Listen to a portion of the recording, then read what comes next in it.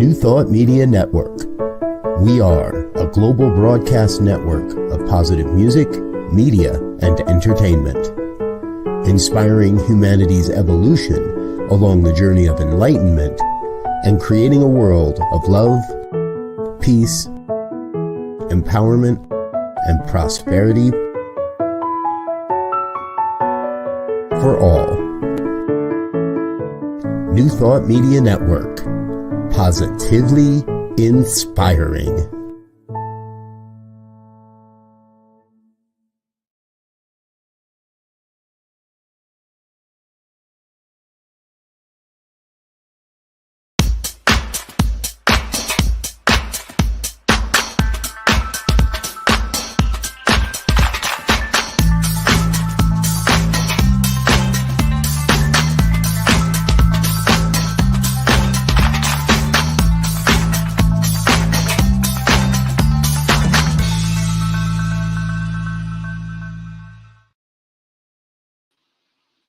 Why, hello and welcome.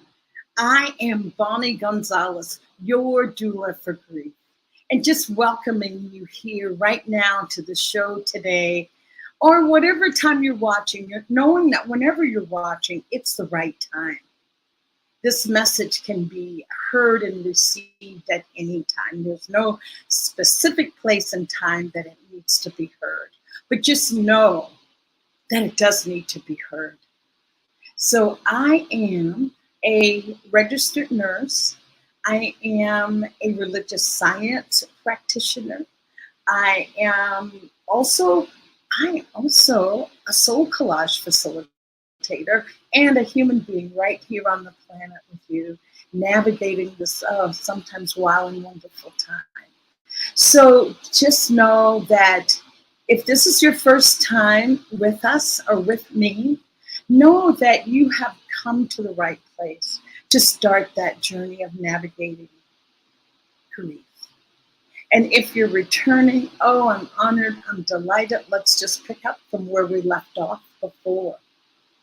And I'll make this hour about you and for you.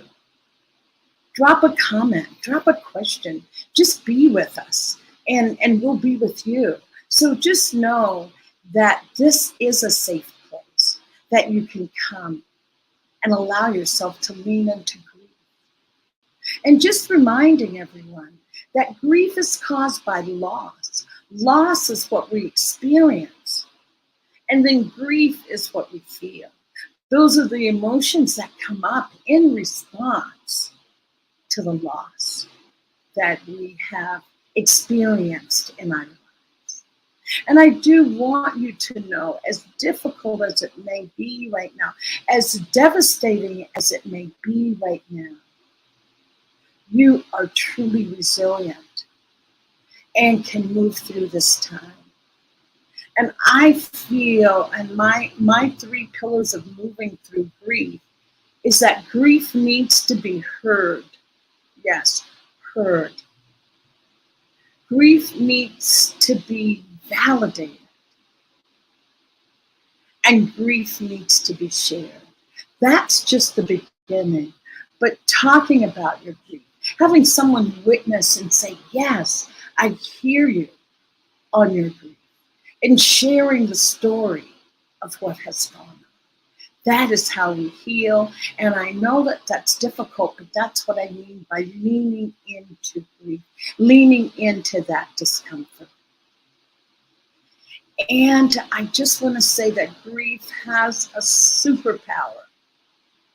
And grief's superpower is healing. It heals us. It transforms us. There's no way that we can walk through that hot fire of grief and come out on the other side as the same person. We come out with that sense of resilience.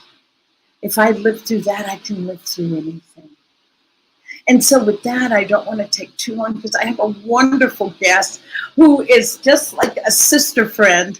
And it's like sitting at the table with your favorite best friend or your favorite auntie, and they've just got wise words of wisdom around grief. And so I want to get my guest on before time gets away from me. And my well, first of all, my topic today, or my theme today, is 12 suggestions for navigating grief and loss. So that's 12 suggestions for navigating grief and loss. And I couldn't think of a better person to come and share their perspective on navigating grief with these 12 suggestions. And that is Reverend Gina Colvario Krupka, who is the spiritual leader of Greater Boston CSL. She is also a member of the prayer team on New Thought Media, right here on New Thought Media. And she hosts Finding the Joy in the Journey. And that is on Thursdays at 1 p.m. Same time as Your Doula for Grief on Monday, and then come back on Thursday and jump right in with Reverend Gina. And Reverend Gina is the founder of Believe in You Today. She's a certified life coach, published author of 3 books, and a motivational speaker with over 25 years of experience in speaking, coaching, training, and workshop facilitation. Her passion is helping people realize their potential and live happy and fulfilled lives. And she's available for private life or spiritual coaching, training, and workshops. So let's just give a round of applause to Reverend Gina for coming in to be with us today to help in this lively discussion. Welcome, welcome, Reverend Gina. I am just overjoyed to have you. Overjoyed. Blessings to you. Yes, such a wise woman. And every time you're on my show, you just leave us with these wise, wonderful nuggets. So I know that today, is truly special. And I say thank you up front for your yes to today. Always, always. I love being here with you. I love you, and I love all you do. What you do is so important. Yes. It's really, too often especially our society, we don't make room for grief. Nobody wants it. No one wants to grieve. Nobody wants to have that loss or physical pain of. But it happens, and if we don't make the room for it, it stays stuck. Oh, and that'll be, oh my goodness, you're almost just leading right into our 12 suggestions. But what I wanted to say to that about having you on, I often refer or relate to spiritual, ministers, practitioners, just people that are holding people during time of crisis. I say, just like when there's an accident on the side of the road, you see the first responders, they swoop in and swoop the person off to the hospital so that they can be cared for. And that's what I feel that you do, Reverend Gina. You are one of the spiritual first responders who swoops the person up to hold them, to be able to bring some comfort at that time. So that's a privilege. To me, yes. To be able to do that for people, to be able to hold people in their time of when they need love, yes. To be that love, because we are the hands, the heart, we are the voice of divine. It comes through us. So we are here to be in that place, and that it's important to be able to speak that language. And your show allows people to do that. We learn how to talk about the things that people don't know how to speak about. Right. And I really do believe, or not just believe, that I know, Reverend Gina, by you and I being able to talk about this so openly and so publicly, that then people are able to say, well, if they can do that, yeah, then I can. We say that it's okay to be able to share it. And even if it's, I love that term, raggedy. It's like when you don't have all the correct words, but you're feeling, and it's okay to be raggedy in your emotions. I think, I think we get this belief sometimes as if we're supposed to be strong, whatever that means. And I believe, and I have it in my book as well. I used to believe that which doesn't kill you makes you stronger.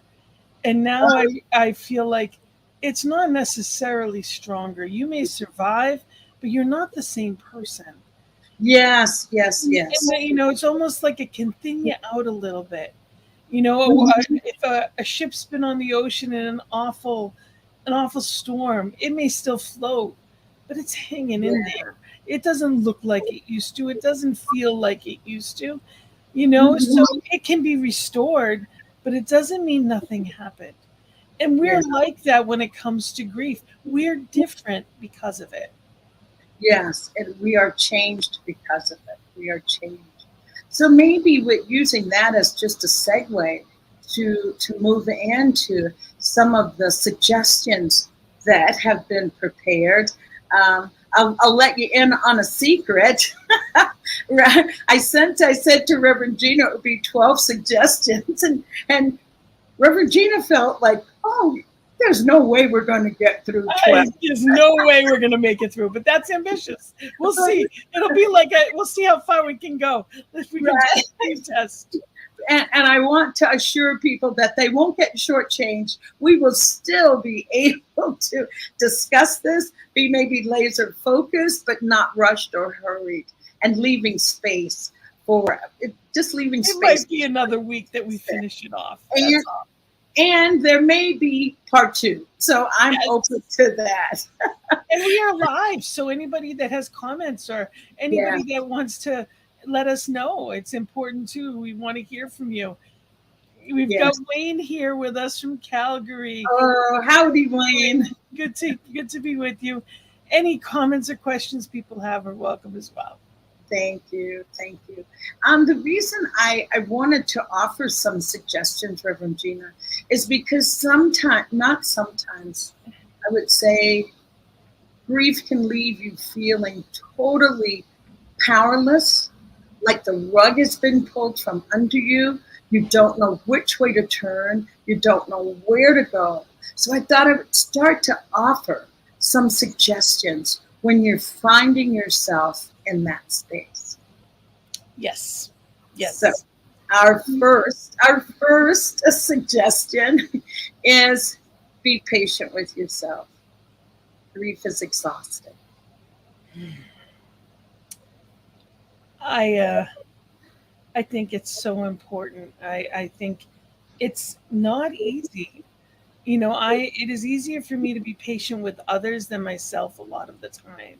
Mm-hmm. And I get frustrated. Oftentimes other people see what I do and I don't give myself credit for it. And that's any given day. Yes. But when it comes to grief, it's like trying to swim with a heavy blanket on. Oh, I just wanted to add to that. Yes, that why is it exhausting? It's like you have mentally, I just call it taking a traumatized hit, but still trying to continue to make, make dinner, drive here, go there. That it is, I love that you're swimming with, what is it? A heavy wet blanket on. Right. You don't go swimming with all your regular clothes. There's a reason for that, because it drags you down. And that's what emotions can drag us. And it can be so heavy. And it takes what it takes. It might be a day, it might be an hour, it might be a month, or whatever it is that we're walking through. Every person acts and reacts differently. Exactly. And it's important that we love ourselves where we are and understand that we're supposed to be where, exactly where we are. Yes. There's, I can't think of, Songbird, I think was her name. She said, "It's okay." It's a song. And it's on, she was on AGT. And it's a beautiful song. And really her life was falling apart, and she had leukemia and transitioned not long after she sung it live. Oh, wow. And it really captured the heart of America. But the point was, it's okay.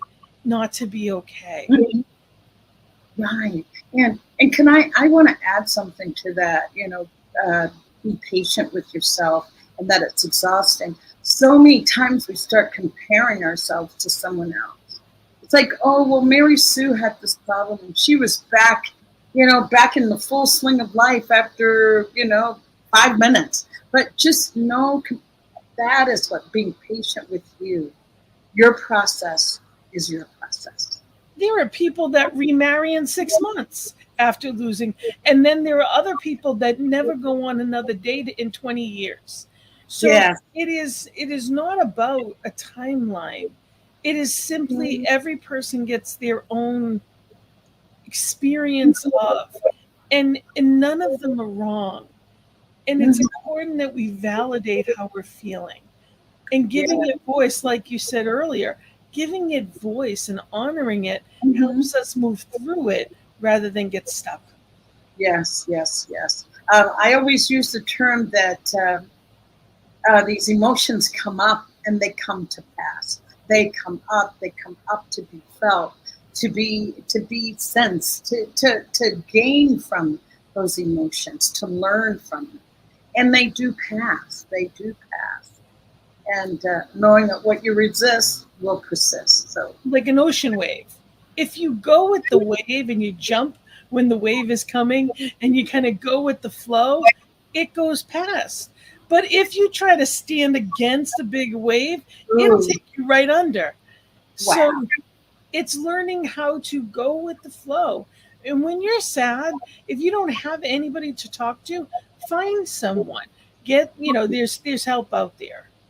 There are, these professional, there's group supports. There are groups, just raise the hand and start asking. Yeah. Even reach out to us. You see by the end of this, you'll see our emails, and find whoever you need to get the help that you need. Yes. And that's strength. That is not, that's the truth. That's the truth. That is a truth that has been spoken. We definitely are here for you. I love that expression that Thich Nhat Hanh always says. He says the kindest thing, the most helpful, the most loving thing that you can say to someone is, I am here for you.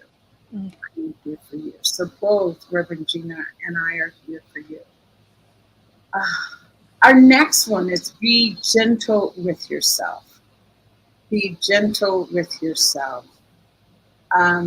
Lately, I myself have been monitoring my self-talk. What do I say when I talk to myself? I think there was an old book that was about what do I say when I talk to myself. So I just say, be aware of what you're saying to yourself. Yes. Treat yourself like a newborn baby. How would you talk to a newborn baby? When people are holding a baby and caressing it, or even a newborn kitten or a puppy, people are so maybe for me, I say, let that image come into your head of being gentle with yourself. Everything is songs to me. I have I love music because I do too. It helps me move through. So Gentle with Myself is a song from Karen Drucker that is it is so much a wonderful reminder of that. And it is, I will be gentle with myself. I will love myself like a newborn baby child. Oh my goodness. The lines in the song. And it is, you have to look it up. And I'm writing it. She's my guest on Thursday, so I'm excited. Oh my gosh. Okay. Thursday she's on with me. And she is such a gift. She's wonderful. But that is one of her songs, is Gentle with Myself. And we're not all raised that way. We're not all raised to honor ourselves. Some people don't even know what that looks like. But being gentle with yourself is allowing yourself to be human. Yes, acknowledge. Allowing yourself to feel, and even when you don't want to, it's allowing yourself to be, not do. We are human beings, not human doings. And when we're dealing with grief, and there's so many different kinds, whether it's a loss of a loved one or a Yes. beloved pet or a job or physical ability, whatever it may be, it's really, there have been times in my life when I physically couldn't do things, and all I say is, I'm sorry, I'm sorry. And they're like, it's not your fault. Like, you're not doing this. Like, and all I can say is, I'm sorry. Yeah. And it's not about blame, but there evidently is shame there. Guilt and shame do not serve in any way. They have nothing to do with grief. Let it go. If you hear yourself apologizing, you're not being gentle with yourself. Exactly. Oh, those are beautiful. That is well said. Well said, Reverend Gina. I was going to say, and when you talked about the Karen Drucker song, I Will Be Gentle with Myself. For me, one of my ways of being gentle with myself is listening to music. Just maybe lying on the bed, listening to music, or sitting in a chair and just listening to music. My favorite pieces of music is how I show gentleness to myself. So have a playlist for when you're not feeling your best. I have a playlist that helps me remember spirit is holding me and I don't need to do it. Spirit, I am surrounded, I am loved, I am exactly where I'm supposed to be, and it's okay to cry. And then I have the other side where it's okay, let's get back up again. Right. But it's important that we have both, because sometimes we need to be there, even if it's uncomfortable. Yes. So I would just invite our listeners to find what gentleness, what activities, if it's an activity, as I said, song and listening to music, allows you to feel that you've been treating yourself. Oh, coloring, oh my gosh. Oh, we're getting into another whole program now. Doodling. Coloring books. It's adult coloring books. That's part of my being gentle, is just being as a child and having fun and doing what I need to. My newest obsession is otters. Oh, I got that. Oh my God. What's my otters are my newest obsession. Oh, and my reason for that, I think they're telling me I need to not take life so seriously. Yeah, I was going to say, being playful. Yeah, spiritually, what do otters? Are they play in the water a lot? Feminine energy. Actually, they represent feminine energy, and also very much being in the moment and being in, that playful and joy. Yeah. And I've taken things too seriously at times lately, and that isn't my first nature. So it's time to get back to the child in me. So that's part of being gentle with yourself, is let that child in you back out again. Watch funny shows. Do whatever you need to do. Yes, laugh if you can. Oh wow. Okay. Alrighty. I'm getting a list here myself. When I saw your otter, it's like, oh, there's nothing wrong with having a little stuffed animal. That kind of reminds you to be gentle with yourself. And everybody's different, and everybody finds their own. But I'm telling you, for me, it's been an interesting, I'm allowing myself to be this guy right here, and I've brought him into my show, and this is what I call him Snowball. And this last 2 weeks, I have put him on Sunday service. He's been with me everywhere. He's my screensaver on my computer. And the funny thing is I cannot look at him and not smile. Oh, I was going to say, you cannot look at him and feel bad. I just feel so loved. Yes. And that's being gentle, is finding something that brings that love to you. Find, blow bubbles at the ocean. You can't be in a bad mood. Blowing bubbles. Take some time off for yourself. Yes. Step away. Push the pause button is what I call it. Push the pause button on everything. Yes. You need to. Beautiful. Well, that will go to number 3. We'll move to number 3. Keep life simple. Keep life simple. If you have suffered a traumatic loss and you're in grief, this is definitely not the time to maybe think of selling the house, getting a new car, having, family members flying in from all over. Now is not that time. The time is just to keep it simple. Because sometimes when people are in grief, there's this sense of like a mental fog that is so talked about. It's like, oh, it's like a mental fog. I'm in a daze. It's like, oh, I can't really think clearly.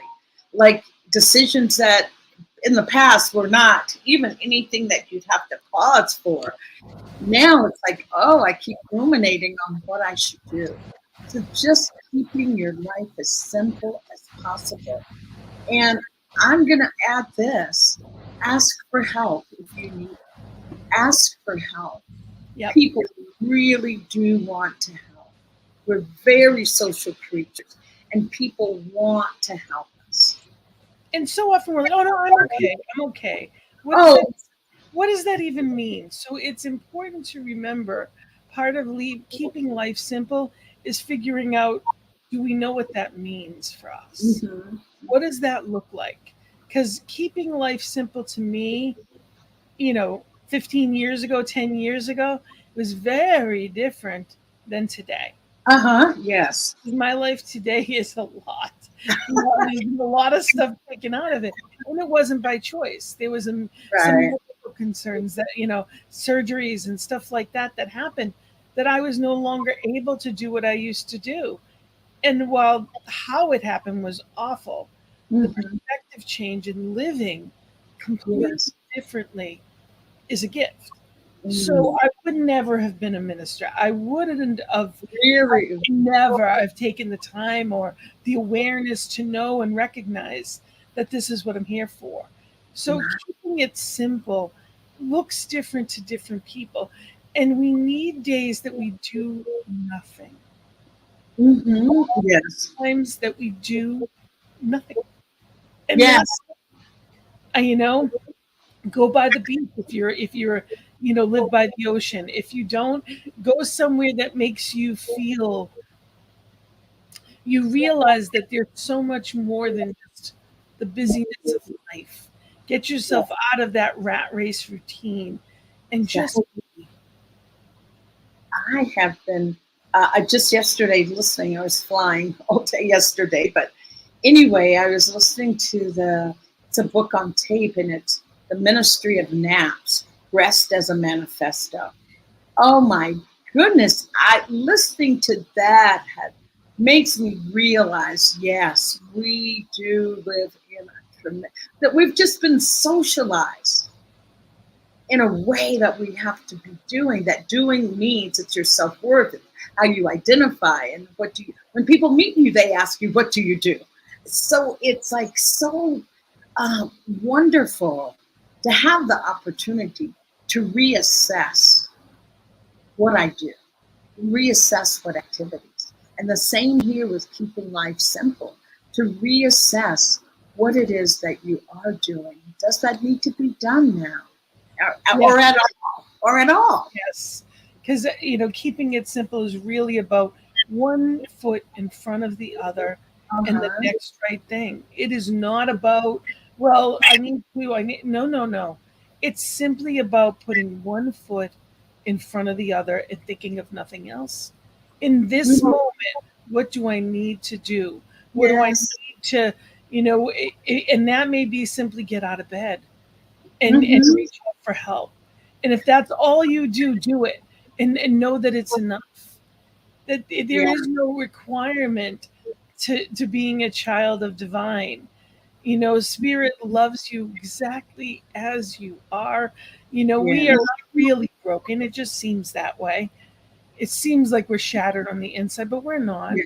And spirit despite appearances. Spirit will hold it all together and love us as we are. But we need to let that happen. Right. We need to, yes. And I love when you say, and I've been advocating this as well, to look in the mirror and ask yourself, What do I need today? What do I need right now? And it's so sad, Reverend Gina, that I've been doing that. And I sometimes find that people don't know when I ask that question to them and There are say a to lot of people that can't even look in their own eyes. no. Cry. They'll be in tears looking in their own eyes. They can't even look at themselves. You know, when you talk Yes. about mirror work with Louise Hay did all kinds of mirror work where you would look at yourself and say, I love you. And I have worked with many clients that could not even look at themselves, let alone say affirmations. So part of, keeping life simple is, a mantra can be, I am enough, I do enough, and I have all that I need. I am enough. I do enough, and I have all that I need. We'll write that as a mantra in our comment box. Yes, say it once more. I am enough. I am enough. I do enough, and I have everything that I need now. Okay. I'm writing this down for myself as well. And if you have to, hang it up around the house. Remind yourself. There's times in my life that I've had to put things like that on a reminder on my phone. So it popped up every 2 hours. Right. Whatever you need to hear, you put that there as a reminder that every hour it's going to go off and remind you of what you need to be reminded of. And sometimes that reminder can just be, just breathe.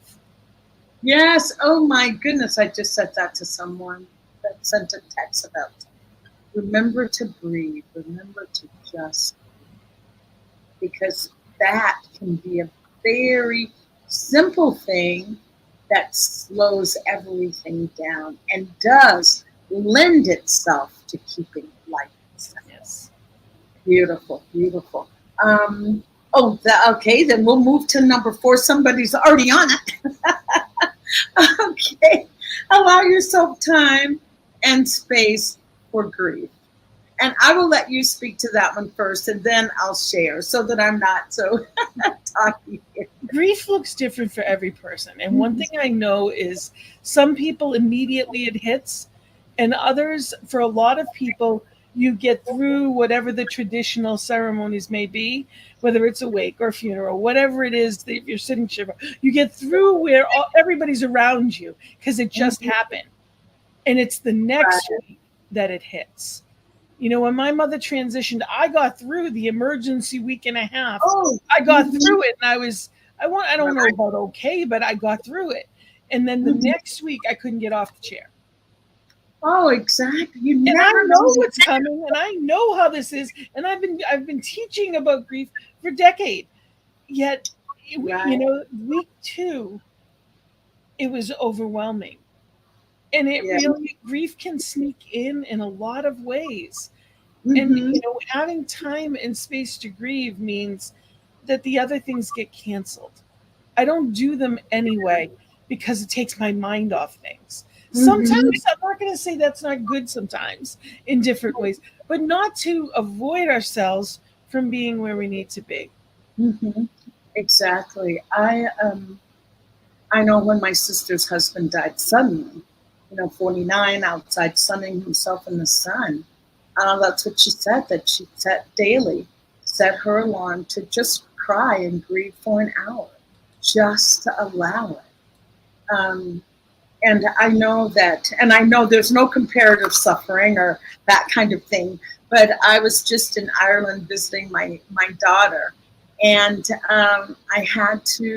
my daughter and granddaughter, who's only 5, and I had to say, I'll be leaving. And it was such a heartbreak.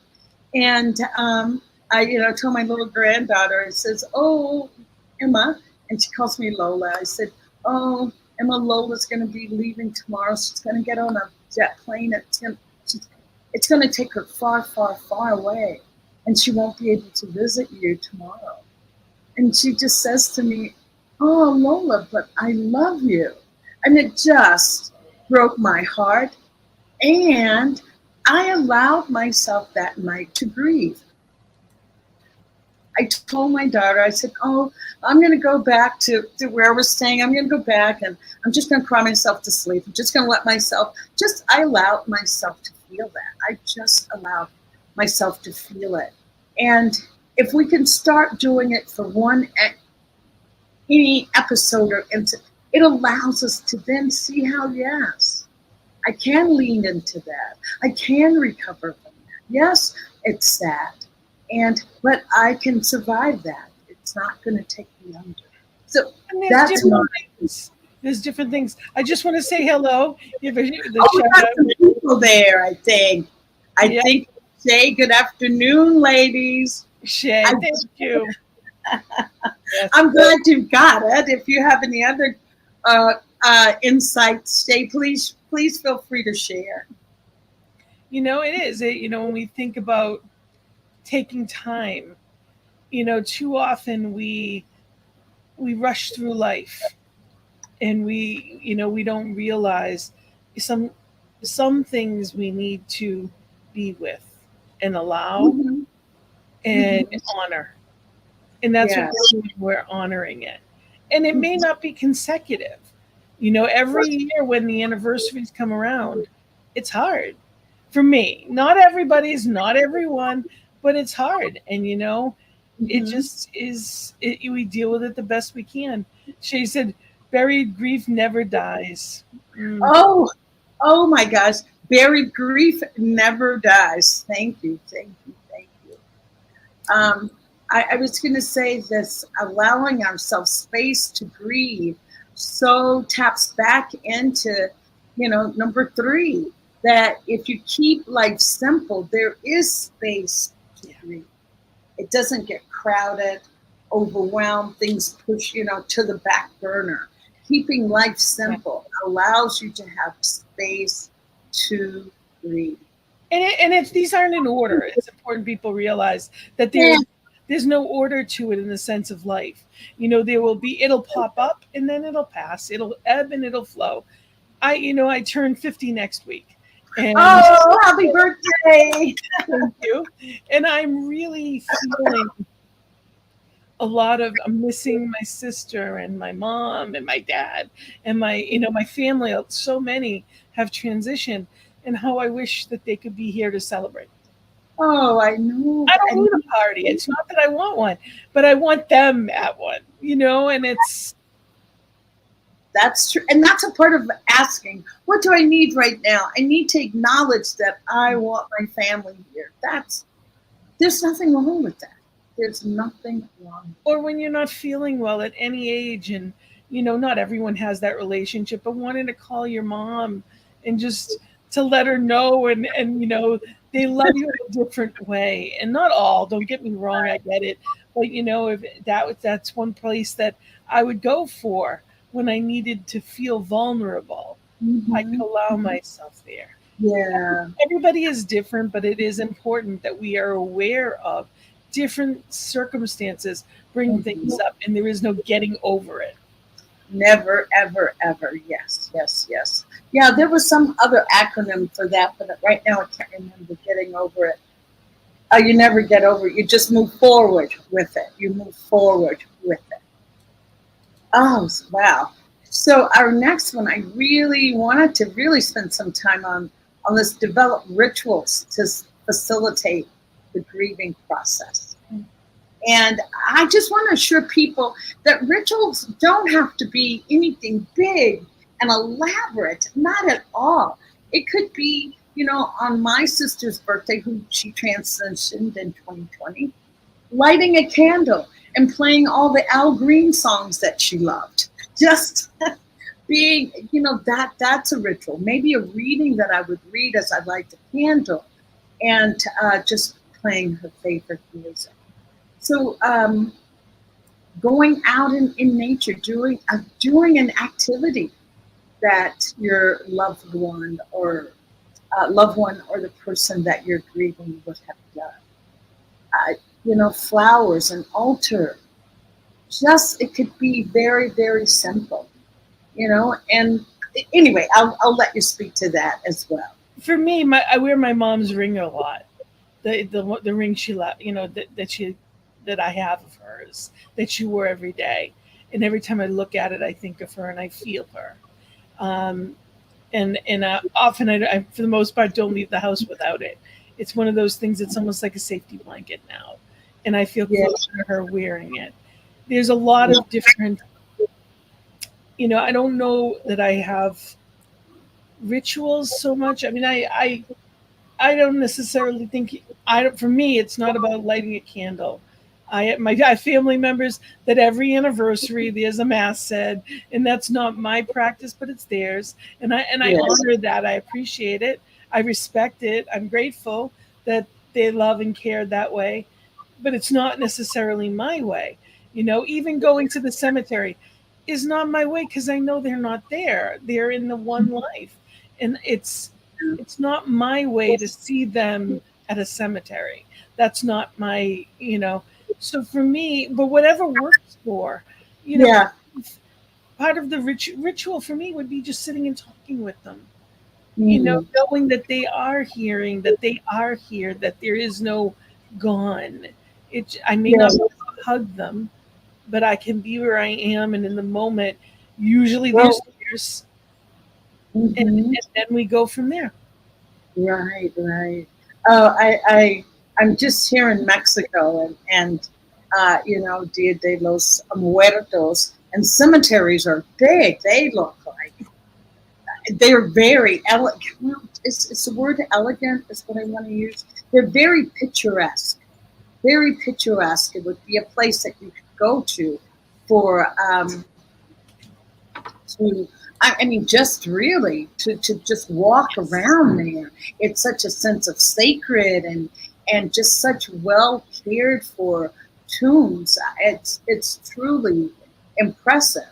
And I think about my own parents. My father was buried, but it's in Maryland. Nobody lives there anymore. And my mom was cremated, so there is no burial site.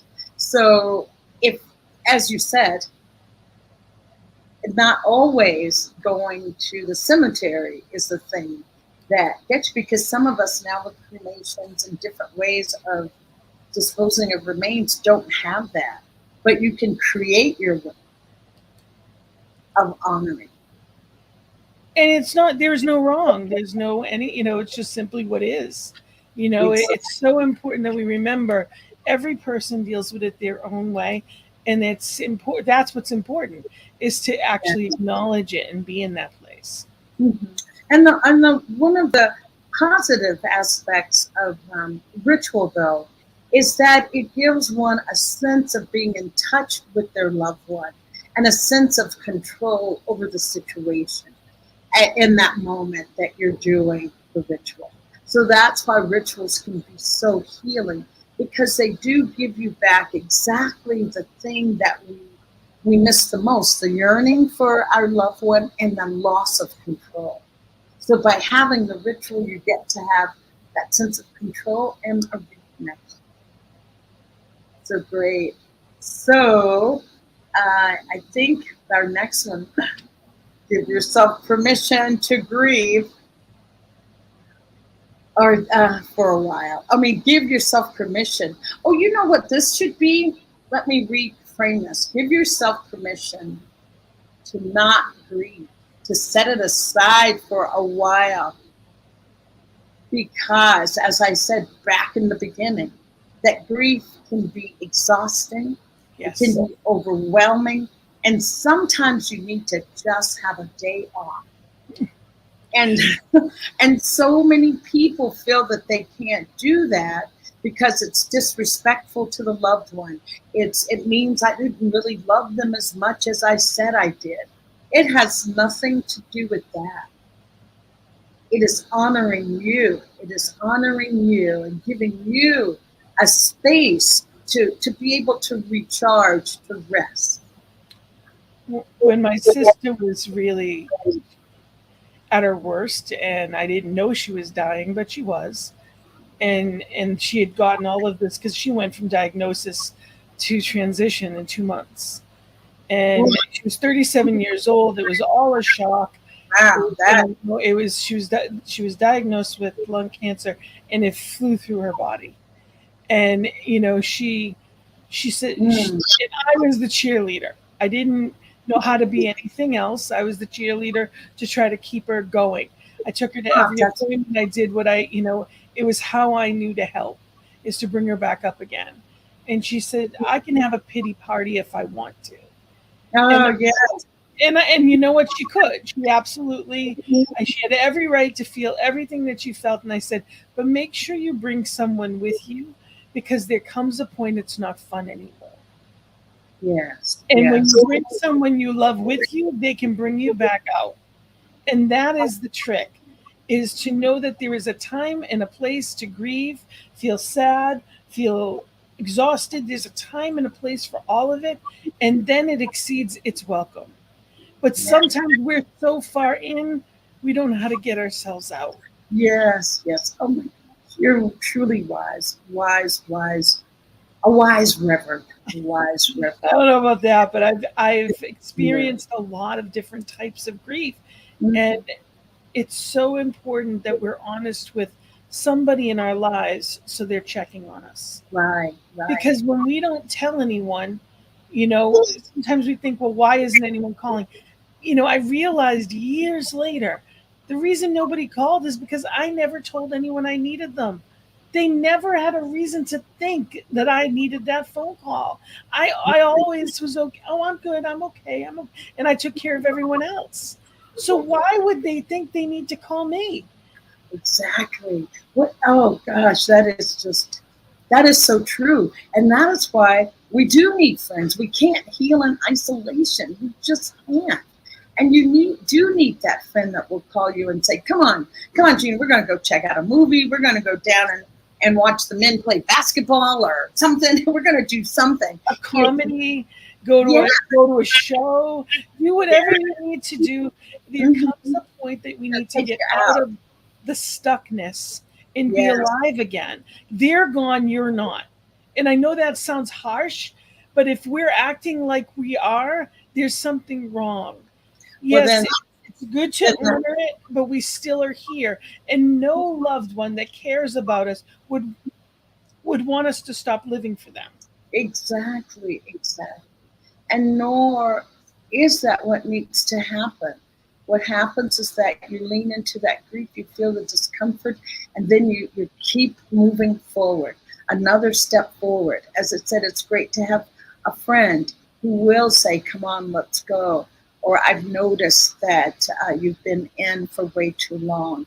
So you can't heal in isolation. You need to, and that's why I say grief needs to be shared. It needs to be shared. Someone needs to know that you are. Or a support group, or a therapist, a counselor, or a minister, or a practitioner.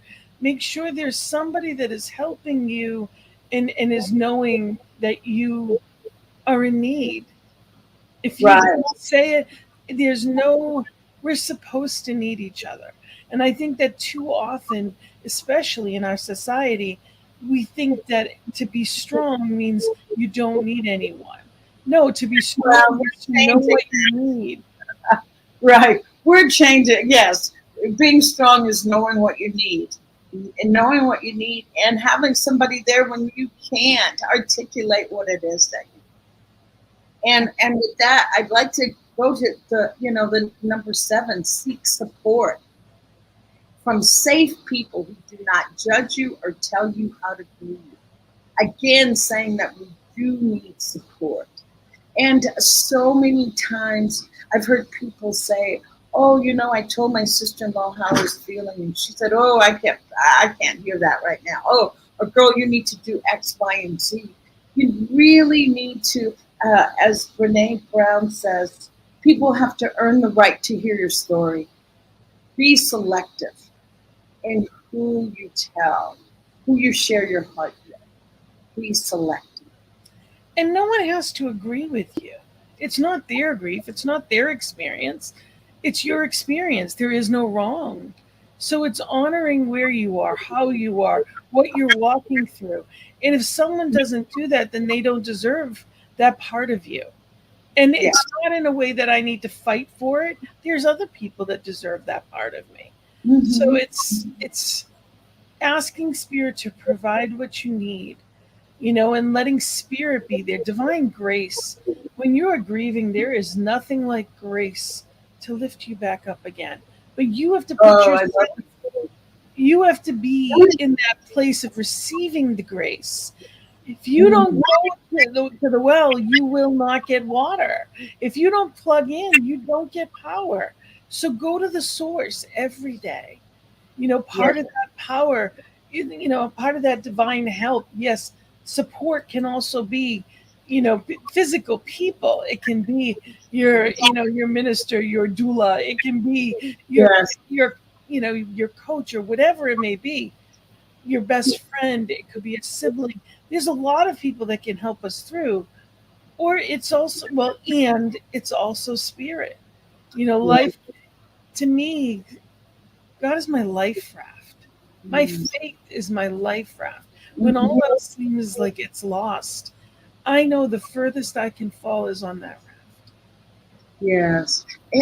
And Reverend Gina, what do you say to those people? Because just every guest I've had on has said a spiritual support, spiritual support is vital. What do you say to those people that don't have a spiritual practice or have? It is about practice. That's the first thing, and you can't get it wrong. So wherever you are, it's being willing to be willing. It is being willing to be open to divine grace. And you don't have to know what that looks like. You don't know, even if the word doesn't come into your, it's just, help. Open up your arms like you would as a small child would to its mom or its dad that's hurting. Just help. And Mhm. just be in that vulnerable place of allowing divine grace to fill you. Mhm. Amazing things can happen, but Yeah. not if you're blocking them. Right, not if you're blocking. And just what you said, sitting right where you are, putting your arms up and saying, I need help. I need help. I am open to receive help. That is a starting point. And when you say you're open to receive help, I'm telling you, the heavens, the universe, everything moves to bring you that. You just need to be receptive. You need to be open to receive that. Absolutely. And time flies by all the time. Whenever we're chatting, time just flies by. Uh-oh. Okay. Well, I think we're going to do one last one, and we're going to say that we're stopping at number 8, and you'll have to come back next time and do the remaining 4. And this one is just most importantly, accept that your life is going to be crazy or unreal for a while. What is that? Nothing lasts forever. This too will pass. But the chaos, the confusion, the moments of I just can't believe this will be there. And sometimes just knowing that this is a part of grief, this chaotic, just knowing that that's a part of it can really be a help. Um, I'm a registered nurse, and so many patients will say, oh, I went to the doctor because I was having this problem and that problem. And once he told me what it was, I told him, no, I don't need any medicine. I just needed to know what was going on. And now that I know what's going on, I can deal with the symptoms. So in just knowing that in grief, life is not its normal, usual flow. There's choppy waters. There's moments of doubt and confusion. And if And you also, know, sorry, yeah, but also knowing that in nature abhors a vacuum. So something may be taken, but other things are always given. And yes, one thing that I try to remember is everyone couldn't be on the planet at the same time. I have ah, grandchildren. I have 4 beautiful grandchildren, and everyone couldn't be. There couldn't be new children born every day if people didn't, transition. There's no room for everybody. And as much as we would love all of ours to stick around, It doesn't necessarily work that way. So it's Right. trusting that while there will be losses, there are also gifts along the way, and they look different than we expect, and we don't get to choose sometimes. But it's important to know there are blessings all around us, and we don't want to miss the blessings and the gifts that we have for the one that's not here now. Yes, yes, yes. And in all of this that we've said, it's just to give some suggestions. You choose what really rang true for you. What really rang true for you. Anything else, leave it. Or if there's some jewel that you can take away and contact someone who is in grief and share this with them. Yeah. That is absolutely wonderful. Vital if you can do that. To start opening those lines of communication, reaching out to those that are in grief. And Reverend Gina, is there any last words you'd like to share? The most important thing that I think that we can do when it comes to grief is loving ourselves and loving others. And don't worry about the right words, Oh, just be love. Because yes. no one knows what to say. Nobody does. This, my heart and my prayers and thoughts are with you. No one knows what to say when it comes to, and there's nothing that you're going to say that's going to make it all better. It doesn't And work that way. But I love you, and I'm here. Is plenty. exactly. Yes, I'm here for you. Never underestimate the value of your presence alone. Not that you have to say anything, do anything. Your presence alone is a healing balm. Your presence alone. Send a card the next week, not during the middle of it all. Yes. The next 2 weeks later, send a card. I'm still thinking of you, praying for you. I'm here if there's anything I can do. Because it reminds them they're not forgotten. In the midst of the beginning, everybody's there. But 2 weeks later, no one is. And put a reminder on your calendar of the anniversary, because everyone feels that differently the next year. Or whatever it may be. If it's a pet, maybe you need a new one. Maybe it's giving a little bit of time, but getting new ones. If you lost a pet and there was so much love there, allow yourself that love again. It's not about the same cat, dog, or whatever it may be, but they brought so much love. You can still have more of that. Yes, yes, yes. Oh, well said, well said. Well done, Reverend Gina. And as Reverend Gina says, I am here for you, and Reverend Gina is here for you. If you can put up the contact information, Reverend Gina, for you, for Reverend Gina. People can reach me at either email. It's gina@believeinouttoday.com or gina@cslboston.org, whichever they prefer. So again, gina@believeinouttoday.com or gina@cslboston.org is how people can reach out to me. And I'd love to hear from them, of course. Yes, yes. And her Sunday services can be found on? I'm on Facebook, as a CSL Greater Boston Facebook channel. But also this network, usually.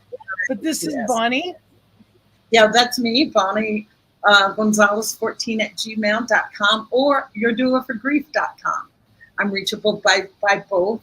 And I just want to put in a quick plug for the Convention of the Americas that is happening August 1st through August 5th, right down here in Lake Chapala.